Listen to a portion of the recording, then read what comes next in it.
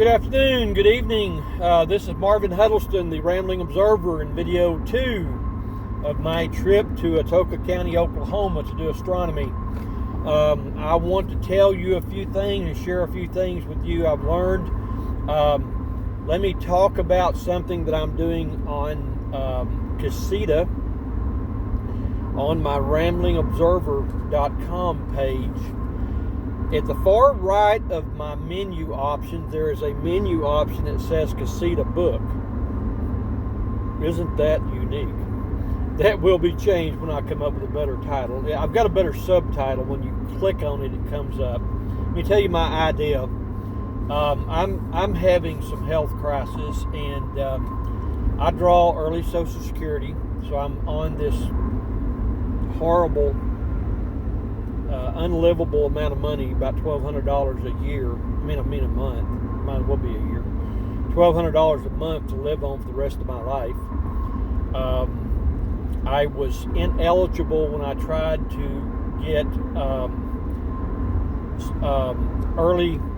get Social Security disability, when it became apparent that I was headed toward disability in a lot of ways. Because I had been substitute teaching for over 10 years and had not paid into the Social Security system during that 10-year period. So now I find myself being told I am basically disabled. I substitute teach for the Mesquite Independent School District in Mesquite, Texas. I'm not going to say a lot about that, except that if you think that's a good way to earn a living, no. Kids today have absolutely no respect at all, and they're not being taught to have any respect at all to those people in authority over them, namely adults. Let me just get off that subject before I get mad. My face turns red and I have a stroke, and I'm being serious. I had some incidents happen this year. I came home from the Texas Star Party around mid-May. A few weeks later, I had an episode that my wife called 911 on a Friday. Paramedics came out, checked me out, wanted to take me to the hospital. I said no, because I knew how much it was going to cost us. And I didn't go to the emergency room like I probably should have. So we made an appointment to see my doctor that next day. And I was going in on a Tuesday to see my regular doctor and things. He kind of calmed down a little bit. But then I go in to see my doctor, and he says, you should have gone to the emergency room. If it happens again, go immediately to the emergency room. So what happened? How it turned out was that after I left the doctor's office, within a few hours, it happened again, and I was in the emergency room. I was admitted to the hospital, and they were checking me for stroke and heart attack and all that kind of stuff. I found out that I have a artery in the back of my head that goes from my spine and feeds my oxygen-rich blood, feeds my brain oxygen-rich blood, and all the things that a vein does. It was moderately to severely blocked. Finally got out of the hospital with that. A few weeks later, I was having the signs of a stroke. Went back into the emergency room, was admitted to the hospital again, and they found out that time I had, and I've forgotten the name of it, basically the lining around my heart was inflamed. It was not a heart attack. It was not a stroke, thank you, Lord. But I tell you right now, it seemed just like a stroke because my right side was numb. My right jaw felt like that I had Novocaine shot into it, and I was at the dentist. I had all the symptoms of a stroke. So anyway, back to what I've got to tell you. I was not told that I needed to reduce stress. I was told that I had to eliminate stress. The doctor said you got two choices. You can die or have a massive stroke. You got three choices. You can die of a heart attack, have a massive stroke, or you can eliminate stress from your life. So I have a very stressful job, substitute teaching. I love being around kids. I have a calling. I think I have a calling from God. I always wanted to be and went to school to be a youth minister. And I won't go too far into that. I'll talk about that in a future video. But I do have a calling, and my wife has said a million times that my call of God was, I just misinterpreted it. I thought God wanted me to be a youth minister in a church, and what God really wanted me to do is be a youth minister as a substitute teacher. Everywhere we go, I'm recognized by kids. Kids have come up and told my wife what an impact I've had on their life. I'll scratch my head and think, huh? But yeah, I have these kind of experiences all the time. I'll be out in public, and somebody says, you're that substitute teacher, aren't you? I'll substitute normally at Mesquite High School, Poteet High School, North Mesquite High School occasionally, and West Mesquite High School. I'm trying to keep it mostly at Mesquite and Poteet. But what's going to happen now is that I am not going to be able to I couldn't make a living to start with. The best check I think I've ever received as a substitute teacher for a month of service was $1,600. I might have got up around $1,800 one time. That was working, bam, every day I could be in there. Unfortunately, the only way that I figure I can still draw any income substitute teaching is to either have the best classes that school offers, which is very hard. I'm talking about honors, physics students, or kids wanting to go and become doctors, that sort of thing. Kids who are really serious about their education. Those are great classes, my favorite now. Well, I can have those. The problem is if I have 3 subjects for a teacher that has a honors class and they put me in a bad class one period, I can have a stroke or a heart attack. That's the truth. That's the truth. So, what is probably going to happen is I'm going to take every half day that I can possibly take, which means I'll probably only get about 2 or 2.5 days of pay a week. And that's, now, you got to understand, I make $83 a day for an 8-hour day being in a classroom. Live on that, folks. Try that out. Out of that, I'm supposed to be paying income taxes, by the way. We already owe and are in arrangements to pay out money this year. Next year, if we're in that problem again, we're going to really have a problem. We got to figure out some way to avert that from happening where we owe the IRS again. You know, we're too busy with all of our illegal aliens that the Democrats love votes of. We got to pay for their, they get free health care. They get free housing.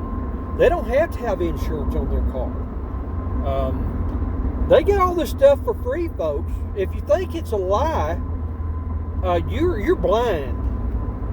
I'll tell you experiences I've had where I've personally seen this kind of things happen. I'm back off my soapbox. I want to talk about astronomy. But anyway, I am doing a thing, back to talk about Casita. I'm doing a thing online that I had the idea here a while back. There is a book, I understand, out on the market that you have to go to Amazon or something and buy. It tells about the Casita travel trailer. I have no interest at all in funding the lady that wrote that book. She's a horrible person. She booted me off of the website, and I don't want to have anything to do with it. So I'm not in any of her groups anymore, and thank God. But there needs to be an alternative to stuff like that, and there also needs to be an alternative where somebody can have a little humor.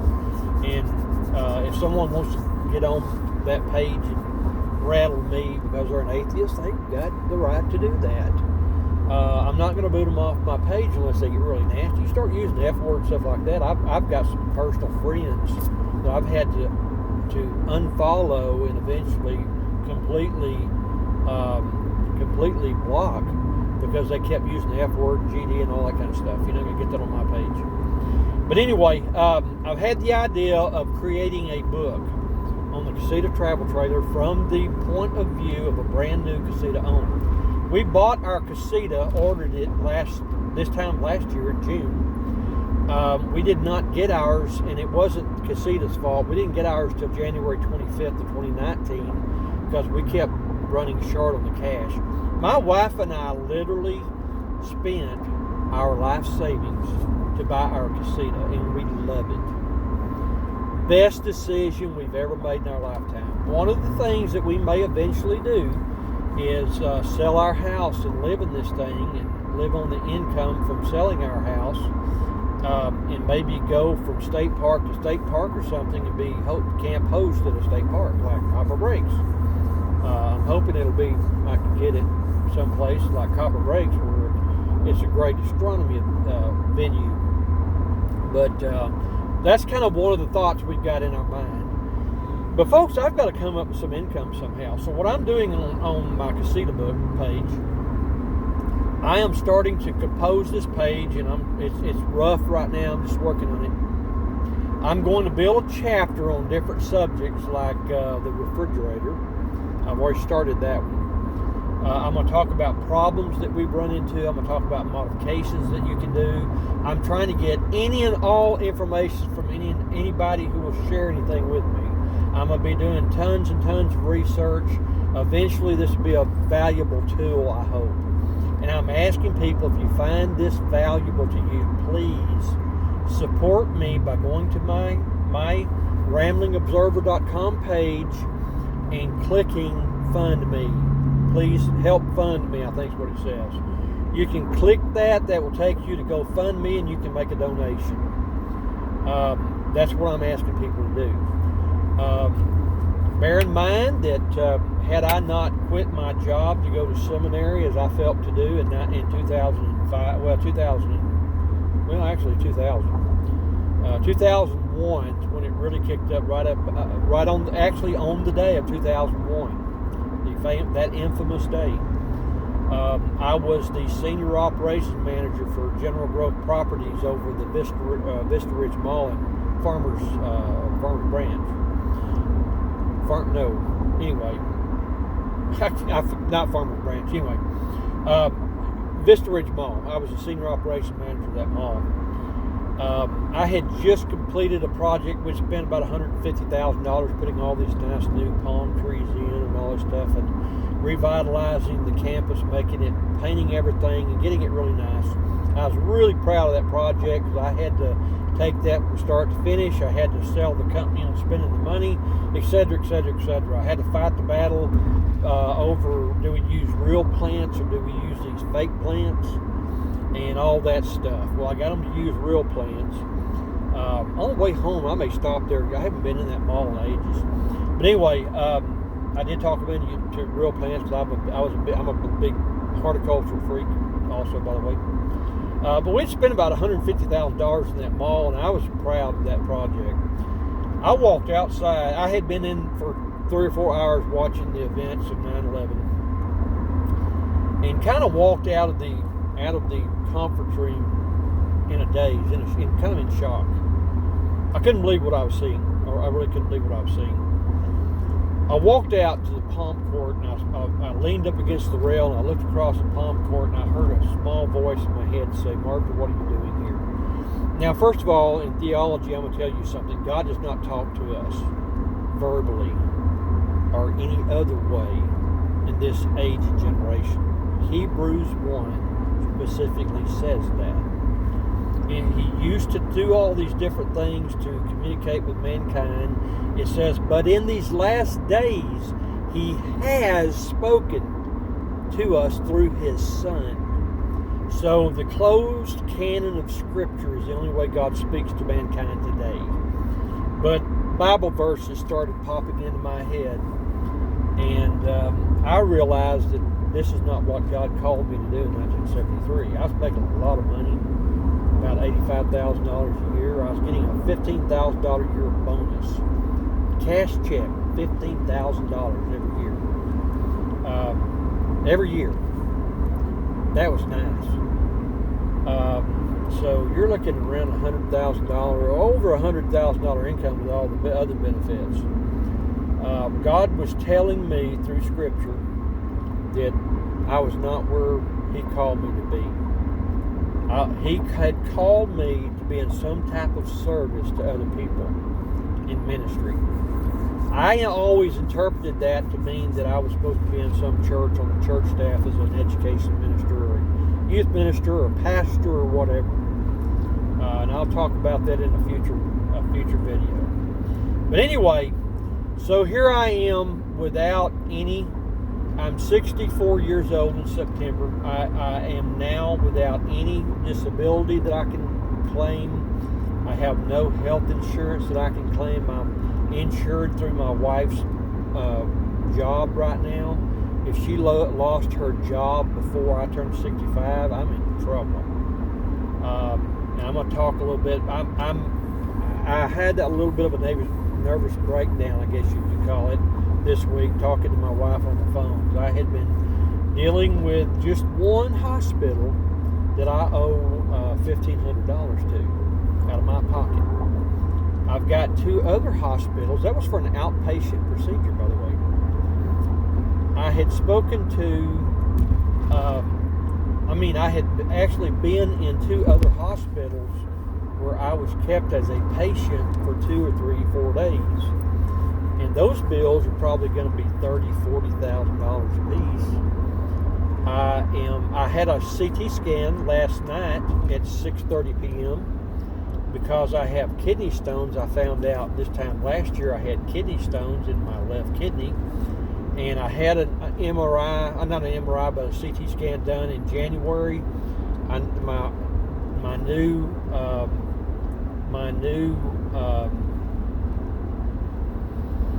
urologist, I drew a blank. My new urologist wanted to have another scan to see what was going on. She warned me that the language that we had given her was that we were told by the doctor that I had had a TIA, a small stroke. As a matter of fact, he said he had a TIA, which is a small stroke. It's the way the doctor put it. He did not write that on the paperwork. By the way, the insurance company's not happy with him. They've denied his claim. They've denied all of them. They denied the claim in the hospital. So that's going to be interesting. But anyway, because he did fill out paperwork right. They had me on oxygen. One of the things they cited for not covering the claim was that I was not having any trouble breathing when I was on oxygen. But he did not say in the paperwork specifically that I had a TIA.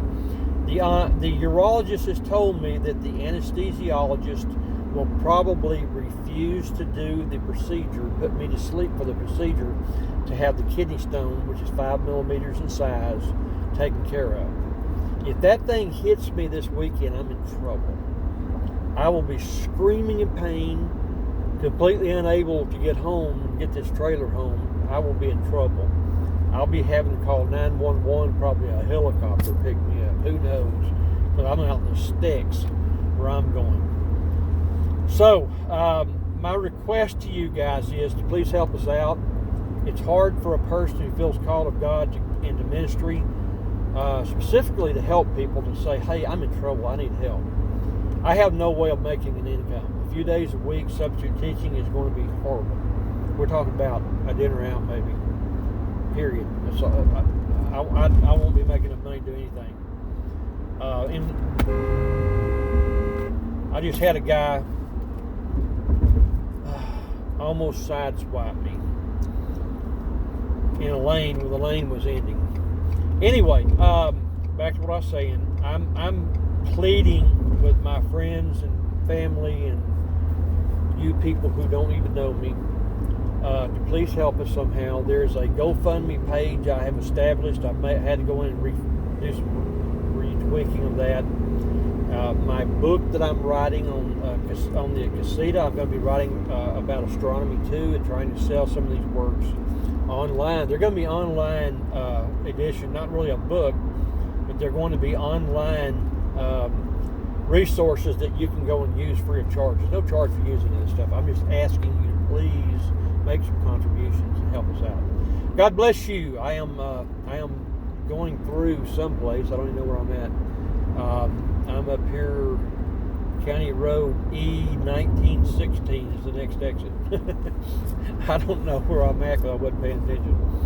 Anyway, I'm moving into a little town here. This is probably, I'm at Park Street and Center Street.